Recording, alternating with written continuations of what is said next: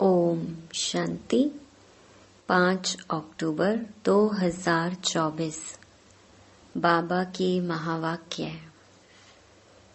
मीठे बच्चे, बाबा आया है तुम बच्चों से दुख धाम का संन्यास कराने। यही है बेहद का संन्यास।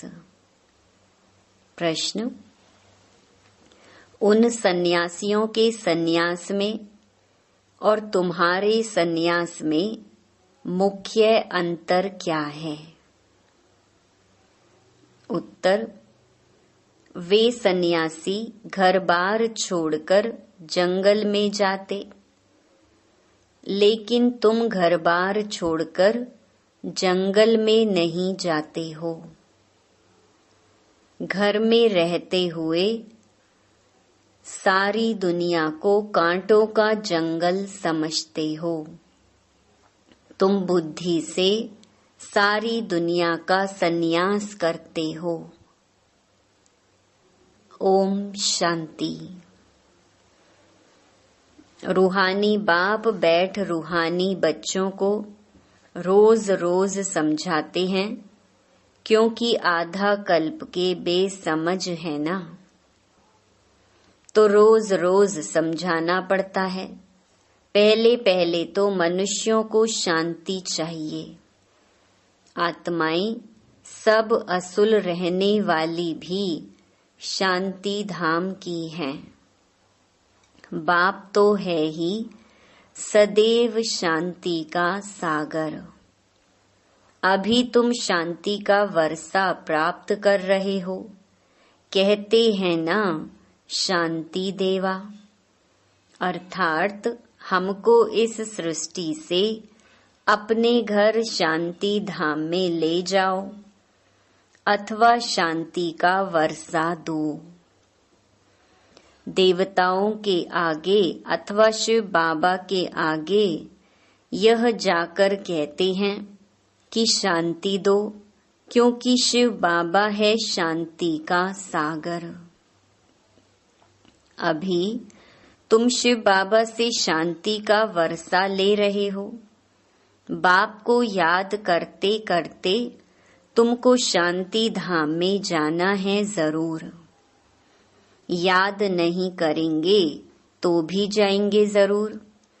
याद इसलिए करते हो कि पापों का बोझा जो सिर पर है वह खत्म हो जाए।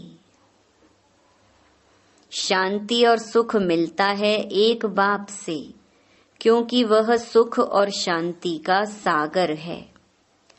वह चीज ही मुख्य है।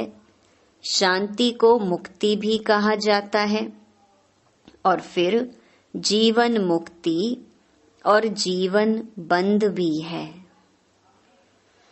अभी तुम जीवन बंध से जीवन मुक्त हो रहे हो। सतयुग में कोई बंधन नहीं होता है, गाया भी जाता है सहज जीवन मुक्ति व सहज गति सदगति। अब दोनों का अर्थ तुम बच्चों ने समझा है। गति कहा जाता है शांति धाम को, सदगति कहा जाता है सुख धाम को। सुख धाम, शांति धाम, फिर यह है दुख धाम। तुम यहाँ बैठे हो। बाप कहते हैं बच्चे, शांति धाम घर को याद करो। आत्माओं को अपना घर भूला हुआ है। बाप आकर याद दिलाते हैं, समझाते हैं, हे रूहानी बच्चों, तुम घर जा नहीं सकते हो जब तक मुझे याद नहीं करेंगे। याद से तुम्हारे पाप भस्म हो जाएंगे। आत्मा पवित्र बन फिर अपने घर जाएगी। तुम बच्चे जानते हो यह अपवित्र दुनिया है। एक भी पवित्र मनुष्य नहीं। पवित्र दुनिया को सतयुग अपवित्र दुनिया को कलयुग कहा जाता है। राम राज्य और रावण राज्य।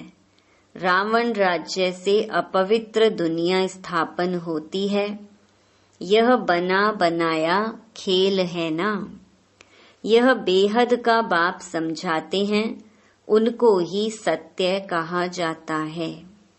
सत्य बातें तुम संगम पर ही सुनते हो, फिर तुम सतयुग में जाते हो। द्वापर से फिर रावण राज्य शुरू होता है। रावण अर्थात असुर ठहरा। असुर कभी सत्य नहीं बोल सकते, इसलिए इसको कहा जाता है झूठी माया झूठी काया। आत्मा भी झूठी है तो शरीर भी झूठा है। आत्मा में संस्कार भरते हैं ना, 4 धातुएं हैं ना, सोना, चांदी, तांबा, लोहा। सब खाद निकल जाती है।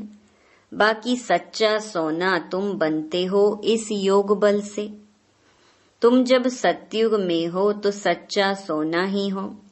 फिर चांदी पड़ती है तो चंद्रवंशी कहा जाता है। फिर तांबे की, लोहे की खाद पड़ती है द्वापर कलयुग में। फिर योग से तुम्हारे में जो चांदी, तांबा, लोहा की खाद पड़ी है वह निकल जाती है। पहले तो तुम सब आत्माएं शांति धाम में हो, फिर पहले पहले आते हो सतयुग में, तो उसको कहा जाता है गोल्डन एजड। तुम सच्चा सोना हो। योग बल से सारी खाद निकलकर बाकी सच्चा सोना बचता है। शांति धाम को गोल्डन एज नहीं कहा जाता है। Golden age, silver age, copper age यहाँ कहा जाता है। शांति धाम में तो शांति है। आत्मा जब शरीर लेती है तब गोल्डन एजड कहा जाता है। फिर सृष्टि ही गोल्डन एज बन जाती है। सतो प्रधान 5 तत्वों से शरीर बनता है। आत्मा सतो प्रधान है तो शरीर भी सतो प्रधान है। फिर पिछाड़ी में आकर आयरन एजड शरीर मिलता है, क्योंकि आत्मा में खाद पड़ती है। तो गोल्डन एज, सिल्वर एज इस सृष्टि को कहा जाता है। तो अब बच्चों को क्या करना है?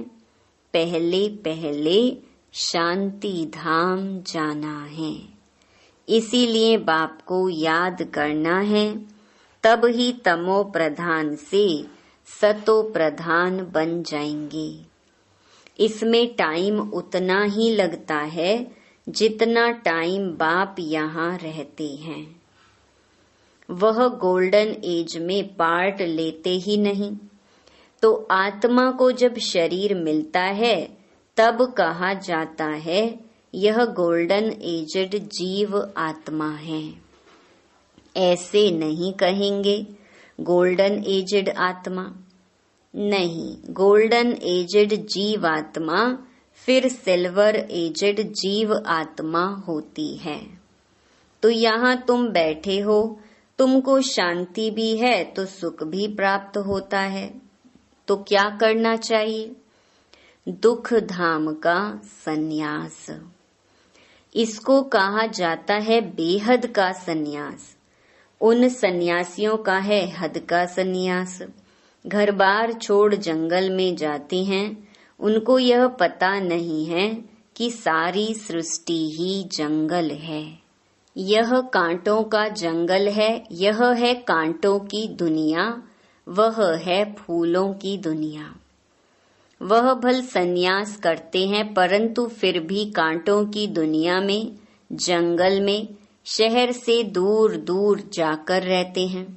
उन्हों का है निवृत्ति मार्ग, तुम्हारा है प्रवृत्ति मार्ग। तुम पवित्र जोड़ी थे, अभी अपवित्र बने हो। उनको गृहस्थ आश्रम भी कहते हैं। सन्यासी तो आते ही बाद में हैं। इस्लामी बौद्धि भी बाद में आते हैं, क्रिश्चियन से कुछ पहले आते हैं। तो यह झाड़ भी याद करना है, चक्र भी याद करना है। बाप कल्प कल्प आकर कल्प वृक्ष की नॉलेज देते हैं, क्योंकि खुद बीज रूप है, सत है, चैतन्य है। इसीलिए कल्प कल्प आकर कल्प वृक्ष का सारा राज समझाते हैं। तुम आत्मा हो, परंतु तुमको ज्ञान सागर, सुख का सागर, शांति का सागर नहीं कहा जाता। यह महिमा एक ही बाप की है जो तुमको ऐसा बनाते हैं। बाप की यह महिमा सदैव के लिए है। सदैव वह पवित्र है और निराकार है। सिर्फ थोड़े समय के लिए आते हैं पावन बनाने, सर्वव्यापी की तो बात ही नहीं। तुम जानते हो बाप सदैव वहाँ ही रहते हैं, भक्ति मार्ग में सदैव उनको याद करते हैं। सतयुग में तो याद करने की दरकार नहीं रहती है। रावण राज्य में तुम्हारा चिल्लाना शुरू होता है, वही आकर सुख शांति देते हैं, तो फिर जरूर अशांति में उनकी याद आती है। बाप समझाते हैं, हर 5000 वर्ष बाद मैं आता हूँ। आधा कल्प है सुख, आधा कल्प है दुख। आधा कल्प के बाद ही रावण राज्य शुरू होता है। इसमें पहला नंबर मूल है देह अभिमान। उसके बाद ही फिर और विकार आते हैं। अब बाप समझाते हैं, अपने को आत्मा समझो, देही अभिमानी बनो। आत्मा की भी पहचान चाहिए। मनुष्य तो सिर्फ कहते हैं आत्मा भ्रकुटी के बीच चमकती है। अभी तुम समझते हो वह है अकाल मूरत। उस अकाल मूरत आत्मा का तख्त यह शरीर है। आत्मा बैठती भी भ्रकुटी में है। अकाल मूरत का यह तख्त है। सब चैतन्य अकाल तख्त है। वह अकाल तख्त नहीं जो अमृतसर में लकड़ी का बना दिया है। बाप ने समझाया है, जो भी मनुष्य मात्र हैं, सबका अपना अपना अकाल तख्त है। आत्मा आकर यहाँ विराजमान होती है, सतयुग हो या कलयुग हो। आत्मा का तख्त है ही यह मनुष्य शरीर। तो कितने अकाल तख्त हैं? जो भी मनुष्य मात्र हैं, अकाल आत्माओं के तख्त हैं। आत्मा एक तख्त छोड़ झट दूसरा लेती है। पहले छोटा तख्त होता है, फिर बड़ा होता है। यह शरीर रूपी तख्त छोटा बड़ा होता है। वह लकड़ी का तख्त जिसको सिख लोग अकाल तख्त कहते हैं, वह तो छोटा बड़ा नहीं होता। यह किसको भी पता नहीं है कि सब मनुष्य मात्र का अकाल तख्त यह भ्रकुटी है। आत्मा अकाल है, कब विनाश नहीं होती। आत्मा को तख्त भिन्न भिन्न मिलते हैं।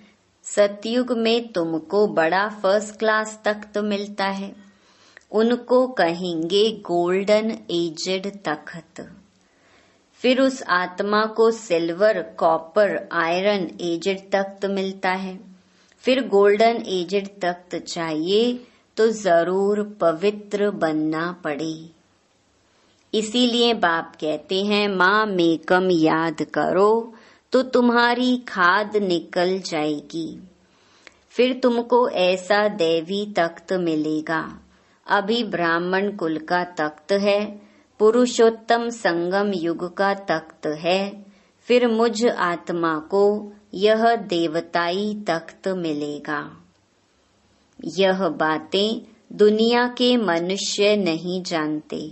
देह अभिमान में आने के बाद एक दो को दुख देते रहते हैं, इसीलिए इनको दुख धाम कहा जाता है। अब बाप बच्चों को समझाते हैं, शांति धाम को याद करो, जो तुम्हारा असली निवास स्थान है।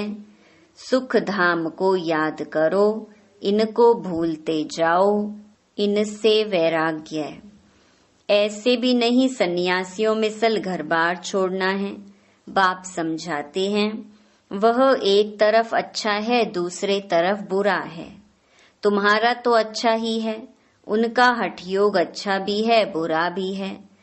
क्योंकि देवताएं जब वाम मार्ग में जाते हैं तो भारत को थमाने के लिए पवित्रता जरूर चाहिए, तो उसमें भी मदद करते हैं। भारत ही अविनाशी खंड है, बाप का भी आना यहाँ होता है। तो जहाँ पर बेहद का बाप आते हैं वह सबसे बड़ा तीर्थ हो गया ना। सर्व की सदगति बाप भी आकर करते हैं, इसलिए भारत ही ऊंचते ऊंच देश है।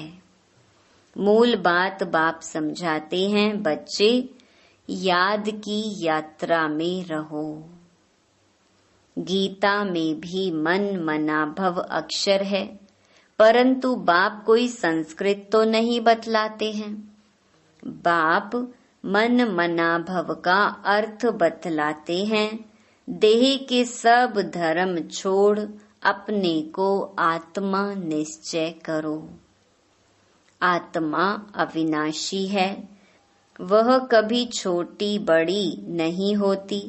अनादि अविनाशी पार्ट भरा हुआ है, ड्रामा बना हुआ है।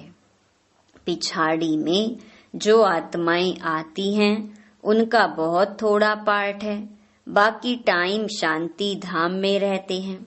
स्वर्ग में तो आ न सके, पिछाड़ी को आने वाले वहाँ ही थोड़ा सुख, वहाँ ही थोड़ा दुख पाते हैं। जैसे दिवाली पर मच्छर कितने ढेर निकलते हैं, सुबह को उठकर देखो तो सब मच्छर मरे पड़े होंगे। तो मनुष्यों का भी ऐसे है, पिछाड़ी में आने वाले की क्या वैल्यू रहेगी, जैसे जानवर मिसल ठहरे। तो बाप समझाते हैं, यह सृष्टि का चक्र कैसे फिरता है। मनुष्य सृष्टि रूपी झाड़ छोटे से बड़ा, बड़े से छोटा कैसे होता है। सतयुग में कितने थोड़े मनुष्य, कलयुग में कितनी वृद्धि हो, झाड़ बड़ा हो जाता है। मुख्य बात बाप ने इशारा दिया है, गृहस्थ व्यवहार में रहते माँ में कम याद करो। 8 घंटा याद में रहने का अभ्यास करो। याद करते करते आखरीन पवित्र बन बाप के पास चले जाएंगे तो स्कॉलरशिप भी मिलेगी। पाप अगर रह जाएंगे तो फिर जन्म लेना पड़े। सजाएं खाते हैं फिर पद भी कम हो पड़ता है। हिसाब किताब चुकतू तो सबको करना है। जो भी मनुष्य मात्र हैं अभी तक भी जन्म लेते रहते हैं। इस समय देखेंगे भारतवासियों से क्रिश्चियन की संख्या ज्यादा है, वह फिर सेंसिबल भी है। भारतवासी तो 100% सेंसिबल थे, सो अब फिर नॉन सेंसिबल बन गए हैं, क्योंकि यही 100% सुख पाते हैं, फिर 100% दुख भी यही पाते हैं। वह तो आते ही पीछे हैं। बाप ने समझाया है, क्रिश्चियन डिनाइस्टी का श्री कृष्ण डिनाइस्टी से कनेक्शन है। क्रिश्चियन ने राज्य छीना, फिर क्रिश्चियन डिनाइस्टी से ही राज्य मिलना है। इस समय क्रिश्चियन का जोर है, उन्हों को भारत से ही मदद मिलती है। अभी भारत भूख मरता है तो रिटर्न सर्विस हो रही है। यहाँ से बहुत धन, बहुत हीरे जवाहर आदि वहाँ ले गए हैं, बहुत धनवान बने हैं, तो अब फिर धन पहुँचाते रहते हैं। उनको मिलने का तो है नहीं, तो अब तुम बच्चों को तो कोई पहचानते नहीं हैं। अगर पहचानते तो आकर राय लेते। तुम हो ईश्वरीय संप्रदाय, जो ईश्वर की राय पर चलते हो, वही फिर ईश्वरीय संप्रदाय से दैवी संप्रदाय बनेंगे। फिर क्षत्रिय, वैश्य, शूद्र संप्रदाय बनेंगे। अभी हम सो ब्राह्मण हैं, फिर हम सो देवता, हम सो क्षत्रिय। हम सो का अर्थ देखो कितना अच्छा है। यह बाजोली का खेल है, जिसको समझना बहुत सहज है, परंतु माया भुला देती है। फिर दैवी गुणों से आसुरी गुणों में ले आती है। अपवित्र बनना आसुरी गुण है ना। अच्छा, मीठे मीठे सिकिलधे बच्चों प्रति माता पिता बाप दादा का याद प्यार और गुड मॉर्निंग। रूहानी बाप की रूहानी बच्चों को नमस्ते। धारणा के लिए मुख्य सार। पहला, स्कॉलरशिप लेने के लिए गृहस्थ व्यवहार में रहते कम से कम 8 घंटा बाप को याद करने का अभ्यास करना है। याद के अभ्यास से ही पाप कटेंगे और गोल्डन एजेड तख्त मिलेगा। दूसरा, इस दुखधाम से बेहद का वैराग्य कर अपने असली निवास स्थान शांति धाम और सुख धाम को याद करना है। देह अभिमान में आकर किसी को दुख नहीं देना है। वरदान, कर्मों के हिसाब किताब को समझकर अपनी अचल स्थिति बनाने वाले सहज योगी भव। चलते चलते अगर कोई कर्मों का हिसाब किताब सामने आता है तो उसमें मन को हिलाओ नहीं, स्थिति को नीचे ऊपर नहीं करो। चलो आया तो परख कर उसे दूर से ही खत्म कर दो। अभी योद्धे नहीं बनो। सर्व शक्तिवान बाप साथ है तो माया हिला नहीं सकती।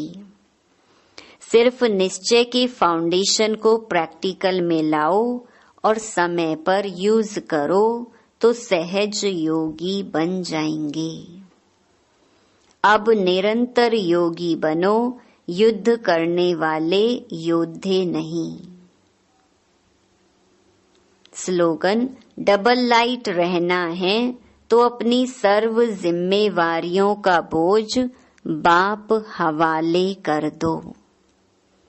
ओम शांति।